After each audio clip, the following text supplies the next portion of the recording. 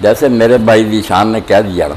کہ جو باتیں تکرار کی ہیں، بحث کی ہیں، علمی قسم کی ہیں نا کہ جائز ناجائز ہے، اس کے لیے تو موقع کیا جمعہ کے دن بعد میں اثر تک میں بیٹھتا ہوں، وہاں آئیں حوالے دیکھیں یا پھر فتاوی آن لائن پر پوچھیں۔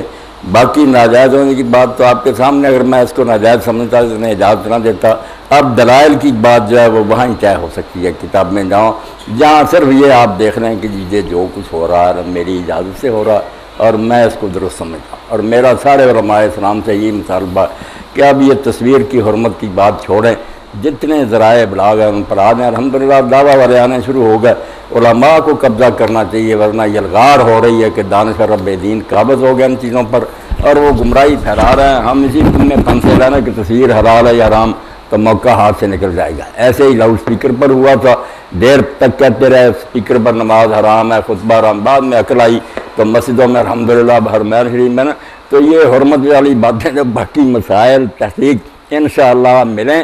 مطمئن کر دیں گے آپ کو کہ یہ تصویریں ان میں نہیں آتی جو حرام ہے۔ بات جو مختصر تھی میں نے عرض کر